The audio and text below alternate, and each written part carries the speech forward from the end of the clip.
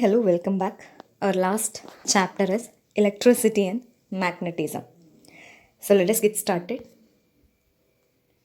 You are aware of magnetism and magnets. A magnet attracts the magnetic substance that are made up of iron, nickel, cobalt, etc. You are also aware of electricity and electric current. Earlier, it was thought that magnetism and electricity are two separate phenomena, but later on, it was firmly established that electricity and magnetism are interrelated phenomena. When an electric current is passed through a coil, the coil behaves as a magnet. Such a magnet is called an electromagnet. Many devices around us, like electric bell, telephone, loudspeaker, electric motor, tape recorder, dynamo, etc., have electromagnets in them. So, children, we are familiar with what is magnetism and what are magnets, right? In the previous class, we have studied about what is magnetism and what are their properties and what are the magnetic substances, etc. Likewise, you are aware of electricity also. In earlier days, it was thought that the magnetism and electricity are two different or separate phenomena. But later on, it was firmly established that they are not the separate phenomena, but they are interrelated phenomena. Okay, so it was discovered through the experiments. Okay, so when an electric current is passed through a coil, the coil behaves as a magnet. Okay, from this we can understood that, or we can understand that the electricity and magnetism are interrelated phenomena. That is, when we are supplying electric current through a coil, the coil will behave as a magnet. Okay, so it is the magnetic power is induced by the electricity. Okay, so such a magnet is called electromagnet. Okay, and such magnets are used, that is, the electromagnets are used in various devices also. Okay, next one, an electric cell is the source of electricity. When connected to a device like an electric bulb, it sends currents through the bulb and the bulb lights up.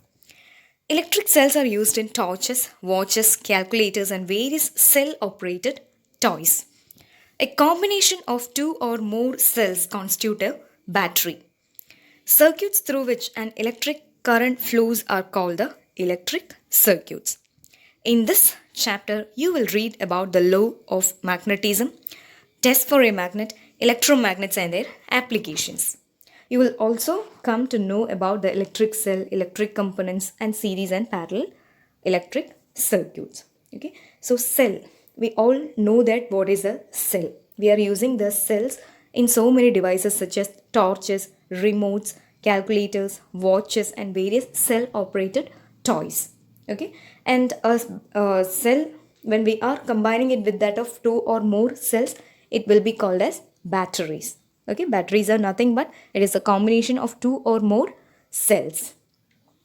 And the circuits through which the electric current flows is known as electric circuits. So in this chapter, we are going to discuss some of the topics like law of magnetism, test for a magnets, and electromagnets and their applications. And of course, what are electric cells, electric components, series and parallel circuit. Okay. First one is the properties of a magnet. A magnet is a piece of substance which has the property of attracting iron objects and other magnetic substances towards it. This property of attracting iron pieces by a magnet is known as magnetism. So this is the definition for what is a magnet and magnetism. Okay, so magnet is nothing but it is a piece of substance which has the property of attracting iron objects, okay, and the other magnetic substances towards it. Okay, and this property of attracting iron pieces or the magnetic substances is known as magnetism. Okay, and next one we are going to discuss about what are the properties, important properties of magnets. A magnetic force of a magnet is maximum at its pole. The attractive property of the magnet is maximum at its two ends. These ends are called the magnetic poles. A magnet has two magnetic poles. We all know that when we are taking a bar magnet, it will have two poles. There is the south pole as well as north pole. Okay, and its magnetic power, okay, or the attracting power of the magnet is concentrated at its poles. The magnetic power will be reduced or decreased when we are moving towards the center of the bar magnet. Okay, it shows that the magnetic power is maximum at its two poles. Okay. Next one is directive property of a magnet. A freely suspended bar magnet always aligns itself in the north-south direction. The end of the bar magnet pointing towards geographic north is called the north pole of the magnet, and the end of the bar magnet pointing towards the geographic south is called the south pole of the magnet. And next one is magnetic poles exist in pairs only. A bar magnet has two poles and these poles cannot be separated by any means. In other words, magnetic poles exist in pair only. See, directive property is nothing but when we are suspending a magnet freely, it will always rest in the north-south direction. That is the direction in which the magnet showing towards the geographic north is known as magnetic north pole, and the magnet which is showing the geographic south pole is known as magnetic south pole. Okay, so when a freely suspended magnet always aligns in the north south direction. And magnetic poles exist in pairs only. That is, when we are separating or when we are cutting a bar magnet into two pieces, the two pieces will always have two poles also. That is, a single pole will not exist for a magnet. It will have always two poles, that is the south pole and the north pole. Okay, so we cannot separate the poles of the magnets by any means. Okay. And next property is the magnetic induction.